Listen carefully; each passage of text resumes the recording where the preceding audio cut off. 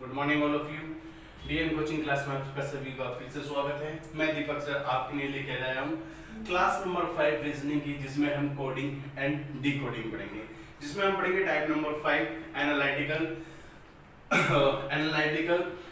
Coding and decoding, जिसमें आपका exam में कई बार ऐसे क्वेश्चन पूछे जाते हैं। खासकर मैं बात करता हूँ एसएससी और बैंकिंग के अंदर ऐसे क्वेश्चन पूछे जाते हैं, सीजीएल में और बैंकिंग में। यानी कि क्वेश्चन में एक दे देगा आपको कॉलम और कॉलम नंबर 2 दे देगा, और इसी के बेसिस पर हमें इसको आइडेंटिफाई करना पड़ेगा, सबका कोड निकालना पड़ेगा कि इनका कोड क्या है, और उसी के बेसिस पर हमें कुछ क्वेश्चनों के आंसर भी देने होंगे।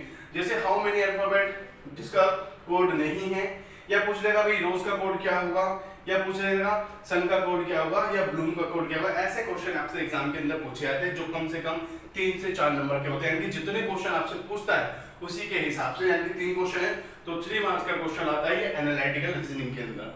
ठीक है, चलते हैं सबसे पहले इसको करने के लिए। तो कॉलम 1 में हम देखते हैं कि साउंड, और एक तरफ देखते हैं कॉलम 2 के अंदर, यानी कि वर्ड अल्फाबेट, यानी कि जो कैपिटल में है, और एक स्मॉल में अल्फाबेट है। इनको हमें कोड को आइडेंटिफाई करना कि किसका कोड क्या होगा। जब भी आपके पास ऐसे क्वेश्चन आए जिसमें मिसमैच ऐसे करके दे रखे, तो सबसे पहले हमें इसको अरेंज कोड में लिखना पड़ेगा। तो सबसे पहले हम जो करेंगे इसको अरेंज में करेंगे।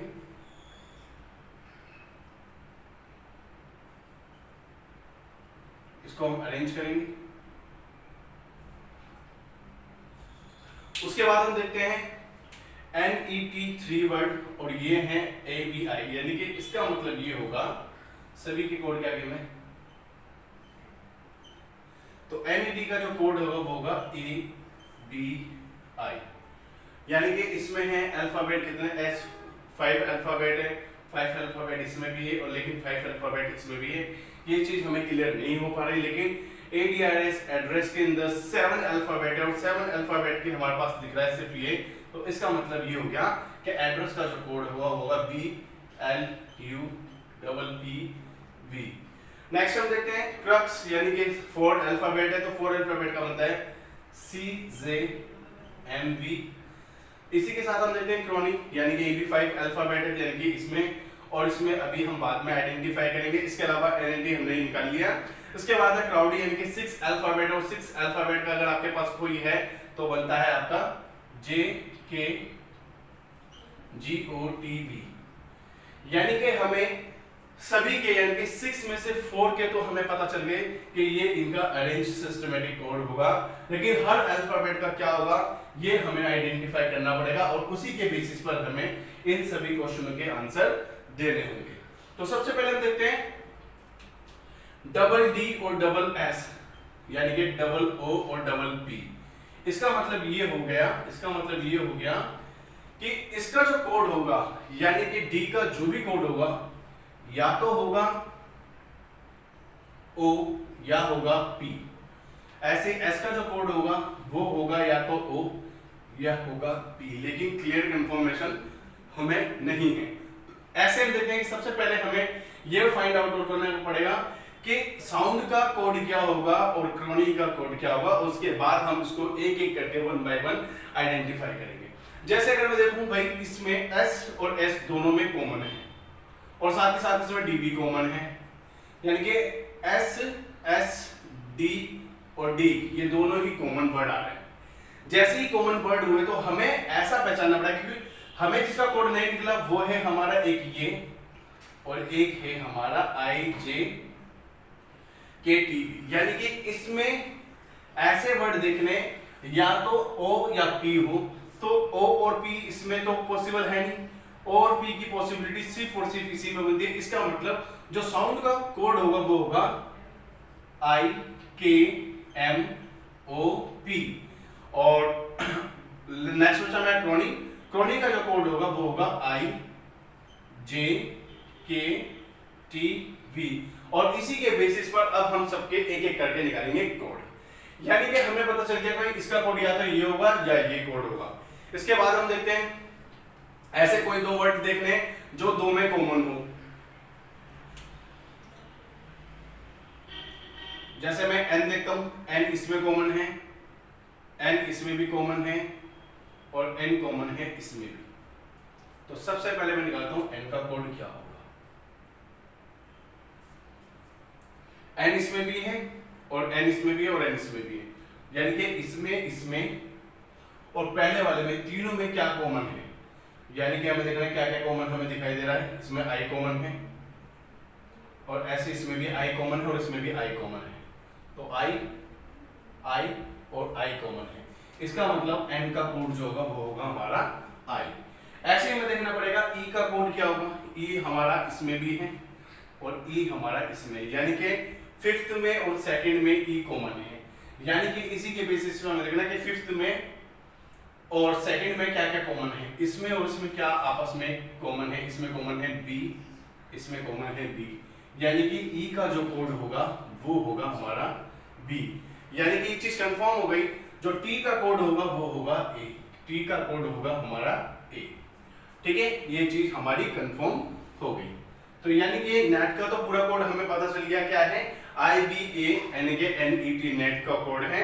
इसी के साथ हमें और देखना पड़ेगा इसमें और कौन से वर्ड कॉमन हो सकते हैं, यानी कि O DD हमें कहां दिखाई दे रहा है, D इसमें दिखाई दे रहा है, D हमें इसमें दिखाई दे रहा है और एक D हमें दिखाई दे रहा है इसमें, यानी कि D हमें कंफर्म करना पड़ेगा पहले में, सेकंड में और सिक्स्थ में, दोनों तीनों में क्या चीजें आपस में कॉमन आ रही है। लेकिन हमने ये चीज कंफर्म कर ली, D का कोड जो होगा या तो होगा O या होगा P। अब ये क्लियरफाई हो जाएगा कि इसका कोड O है या P है। जैसे ही हमने देखा पहले में, सेकंड में और लास्ट में D में, इन तीनों में क्या आपस में कॉमन है, तो देखते हैं कि भाई O इधर भी है, P इधर भी है, लेकिन इसमें क्या कॉमन है, इसमें DO कॉमन है। तो इसका मतलब हो गया, इसका मतलब ये हो गया कि D का जो होगा वो होगा कोड O, और इससे कंफर्म हो गया S का कोड जो होगा वो होगा P, यानी कि ये भी आपस में कट हो गए और बचा हमारे पास क्या, O और O और O, यानी कि O का कोड क्या होगा, यानी कि फर्स्ट में, फोर्थ मतलब सिक्स्थ में, फोर्थ में और फर्स्ट में देखना है O इन तीनों में क्या क्या कॉमन होगा। ठीक है, तो इसमें और लास्ट में, इनमें क्या कॉमन हमें दिखाई दे रहा है O के लिए, तो O का जो कोड होगा इसमें देखना है हमें, लास्ट में और देखना है हमें फोर्थ में। तो इनमें क्या कॉमन दिखाई दे रहा है हमें, K इधर भी है और K इधर भी है, यानी कि हमें दिखाई दे रहा है K। तो O का जो कोड होगा वो होगा K और K, यानी कि ये अपने आप में सारे कट हो गए। इसके मतलब ये चीज क्लियर हो गया हमारा कि D का कोड हमें, यानी कि S का कोड हमें पता चल गया था P है, और इधर बचा U का जो कोड होगा वो होगा, यहाँ पर बचा हमारा M, तो U का कोड होगा हमारा M, यानी कि U भी कंफर्म हो गया और इधर से ये भी कंफर्म हो गया भाई U का कोड जो था हमारा M था। ठीक है, अब हमारे पास जो रहते हैं कोड वो है इसके अंदर R, तो R को एक बार आइडेंटिफाई कर लेते हैं। R हमारा किस किस में आता है, R आता है पहले यानी कि सेकंड में, थर्ड में, फोर्थ में और सिक्स्थ में, यानी कि R का कोड हमारा क्या होगा। R का कोड निकालने के लिए हमें देखना पड़ेगा सेकंड, थर्ड, फोर्थ और सिक्स्थ में, यानी कि इनमें आपस में क्या कॉमन है, इन सभी में मुझे V और V कॉमन दिखाई दे रहा है, यानी कि जो R का कोड होगा वो हो गया V। इसका मतलब इसका जो लास्ट बचा वो हो गया हमारा क्या, यानी कि हमने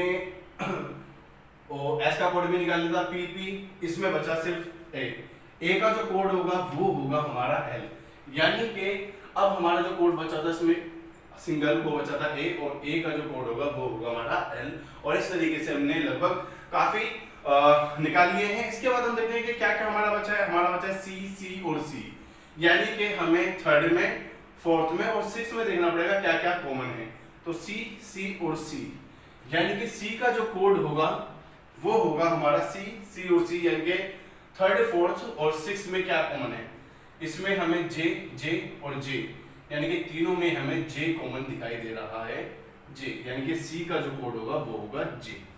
तो C का कोड जैसे J हुआ तो हमें ये चीज क्लियर कट हो गई कि X का कोड जो होगा वो होगा C, यानी कि जो X का कोड होगा वो होगा हमारा स्मॉल c, तो स्मॉल c जो है हमारा X का कोड होगा, यानी कि हमें X का कोड भी पता चल गया। अब हमारे पास जो बचा वो है सिर्फ और सिर्फ Y, यानी कि Y का कोड क्या होगा, Y का कोड है इसमें Y है, यानी कि Y का कोड जो बचा हमारा इसमें कॉमन है T, यानी कि इसमें से इसमें Y गया और इसमें भी T और इसमें भी टी, तो y का कोड हो गया हमारा t, लास्ट बचा w, जो w का कोड होगा वो होगा हमारा g, यानी कि w का कोड होगा g। यानी कि इस तरीके से हमारे पास लगभग सारे कोड हमने आइडेंटिफाई कर लिए और इस तरीके इन्हीं कोडिंग पे बेसिस हमें इन क्वेश्चनों के उत्तर देने होंगे। पहला क्वेश्चन पूछता है कि how many alphabet which has no code, ऐसे कितने अल्फाबेट है जिनका कोड नहीं निकला। तो इसका मतलब क्या है, हमने सभी को का कोड निकाल लिया, तो इसका जो आंसर हो जाएगा all alphabet has on code, यानी कि सभी अल्फाबेट का अपना कोड है, यानी कि कोई भी ऐसा नहीं है जिसका कोड ना हो। नेक्स्ट क्वेश्चन पूछा है कि what is the code of rose, rose का कोड क्या होगा। अगर हम रोज का कोड देखें तो आर का कोड यहाँ पे है वी, तो यानी कि स्मॉल वी, फिर हो जाएगा हमारा ओ, ओ का कोड है के, फिर एस, एस का जो कोड है वो है पी, और इसके अलावा हमारा बचा ई, ई का जो कोड है वो है बी, और इस तरीके से वी के पी भी हमारा हो गया आंसर। ठीक है, नेक्स्ट हम देखते हैं कि एस यू एन सन, सन का कोड क्या होगा। तो सन का कोड निकालते हैं। सन का जो कोड है यानी कि कैपिटल एस का, कैपिटल एस जो है वो है हमारा पी, तो यानी कि पी कोड हो गया इसका। यू का कोड क्या है, यू का कोड है एम, तो एम, और एन का जो कोड है, एन का कोड है हमारा आई, तो यानी कि पी एम आई, ये हो गया हमारा कोड ऑफ सन, यानी कि सन का कोड, और इस तरीके से ये हो गया हमारा आंसर। नेक्स्ट देखते हैं कि what is the code of Bloom, Bloom का कोड क्या होगा। और ब्लूम जो है इस बार जो है कैपिटल में ना होगा, स्मॉल में है, यानी कि इसका जो कोड होगा, स्मॉल का जो कोड होगा वो होगा कैपिटल, यानी कि ब्लूम। बी का कोड है ई, तो ये हो गया ई, और एल का कोड क्या है हमारा, एल का कोड है ए, तो ए, और ओ का जो कोड है, ओ का कोड जो है वो है हमारा डी, यानी कि डी दो बार, और एम का जो कोड है वो है हमारा यू। यानी कि इस तरीके से हमने सभी क्वेश्चनों के आंसर निकाल लिए हैं, और ऐसे क्वेश्चन आपसे पूछे जाते हैं सीजीएल के अंदर या बैंकिंग के अंदर, ऐसे क्वेश्चन पूछे जाते हैं जिनका लेवल थोड़ा अप रहता है एनालिटिकल रीजनिंग के अंदर। तो दोस्तों इस तरीके से हमने बहुत ही इंपॉर्टेंट क्वेश्चन को कंप्लीट किया है, जो एग्जाम पॉइंट ऑफ व्यू से बहुत ही इंपॉर्टेंट। चलते हैं नेक्स्ट क्वेश्चन की ओर। नेक्स्ट क्वेश्चन है हमारा पिक ना लासा, यानी कि festival always cool natural. Lasso के पिकमा, लासो पिकमा, यानी कि Indian festival always great. Next है पिक सिक ना जा, फेस्टिवल कूल एंजॉय टाइम, यानी कि इसमें हमें कोड दे रखा और इन्हीं कोडिंग के बेसिस पर हमें इन सभी के आंसर दे रखे हैं।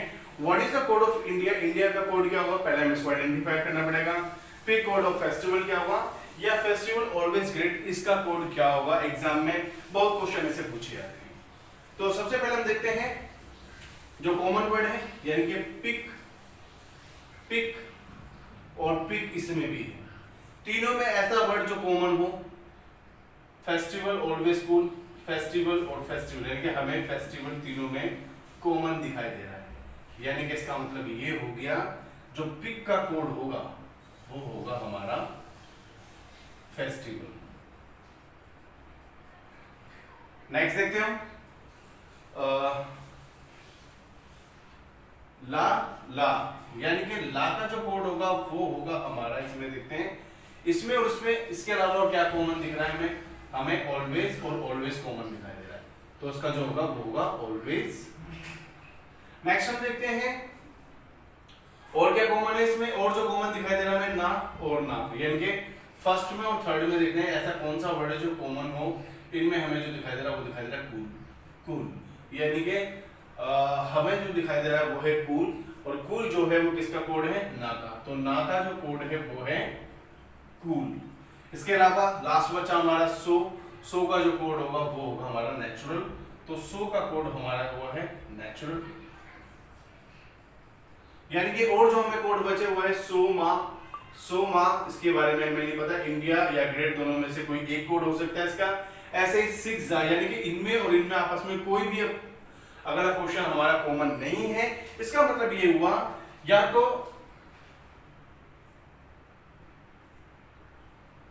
तो सो का कोड होगा सो, या माँ का जो कोड होगा वो होगा या तो इंडिया या सोयामा का जो कोड होगा वो होगा हमारा ग्रेट। तो यानी कि इन दोनों का कोड या तो सोयामा का कोड या तो इंडिया होगा या ग्रेट, यानी सोमा या इंडिया, सोमा या ग्रेट, जान दोनों में से कोई एक कोड होगा। क्लियर कंफर्मेशन हमारे पास नहीं है। ऐसे सिक्जा, तो सिक्जा का कोड क्या होगा, सिक या जा जेड है, इसका कोड भी होगा या तो होगा एंजॉय या होगा टाइम, यानी कि एक तरफ लिख देंगे एंजॉय या हम लिख देंगे सिक्जा टाइम।